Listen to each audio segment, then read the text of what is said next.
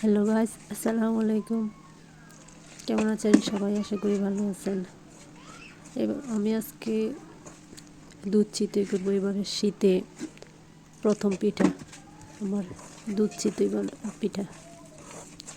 দুধ চিতই পিঠা বানানোর জন্য প্রথমে আতপ চাউল ব্লেন্ডার দিয়ে কুটে, তারপর হালকা কুসুম গরম পানি দিয়ে একটা ডো করে নিলাম। অনেকক্ষণ মতার পরে একটু সফট হওয়ার পরে আবার একটু পানি দিয়ে, হালকা কুসুম গরম পানি দিয়ে একটু ভালোভাবে ব্যাটারটা তৈরি করে নিলাম।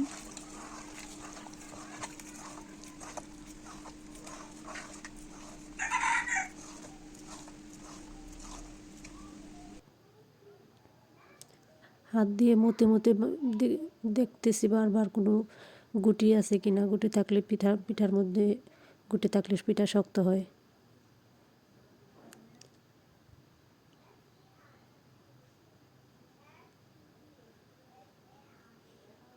এই যে দেখেন, পিঠাটা কোনো দানা দানা বাদ নেই।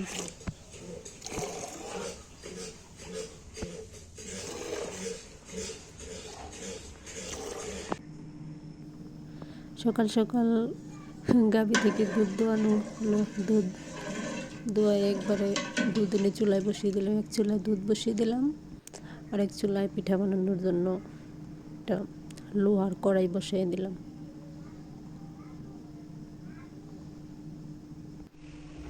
দুধটা ভালো করে জাল করে একটু ঘন করে নিলাম। এই পর্যায়ে এসে কড়াইতে পিঠা বানানোর প্রস্তুতি নিচ্ছি। লোহার কড়াই জন্য প্রথমে কাপড় দিয়ে চেষ্টা করছিলাম, তেল দিয়ে কাপড় দিয়ে বেশি ভালো হয় না। ছোটোবেলা দেখতাম আগে মা চাষিরা সবাই পিঠা বানাইলে পাটের কিছুটা অংশ নিয়ে ধুয়ে তারপর কড়াইটা মোছার জন্য পারফেক্ট হয়। তা আমিও সেই পদ্ধতিটাই অবলম্বন করলাম। পর্যায়ে দুধের মধ্যে খেজুরের গুড় দিয়ে দিলাম।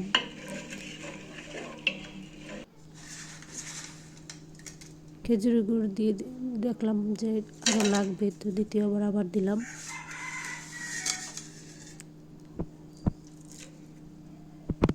এই খেজুরের গুড়গুলো অনলাইন থেকে অর্ডার করে আনছিলাম, খুব ভালোই গুড়গুলো।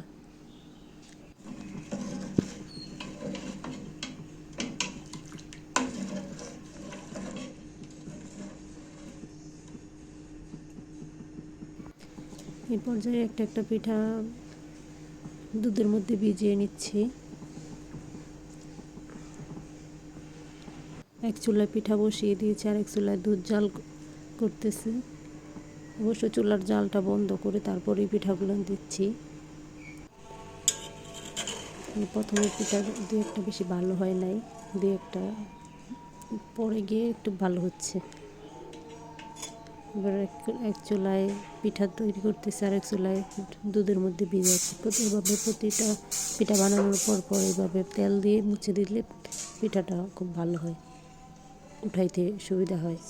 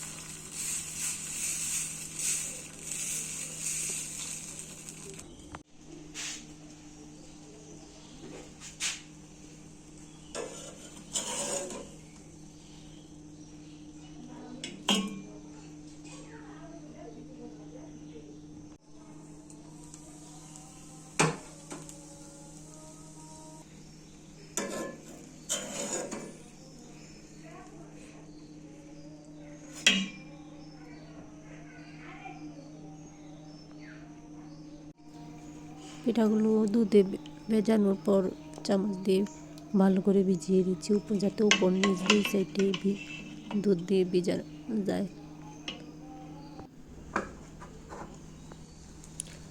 যেটা শেষ পিঠাটা একটু বড় করে দিয়ে দুধের মধ্যে দিয়ে দিলাম তাড়াহুড়া শেষ করার জন্য। এই পর্যায়ে দুধের পিঠাগুলো অনেকক্ষণ রেস্টে রাখবো, অনেকক্ষণ রাখলে অনেক নরম হবে।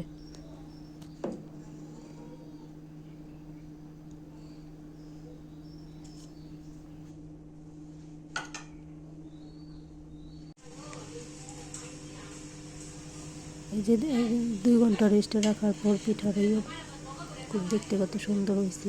আমি চামচ দিয়ে নাড়া দিতে পারতেছিলাম না, অনেক নরম হয়েছে।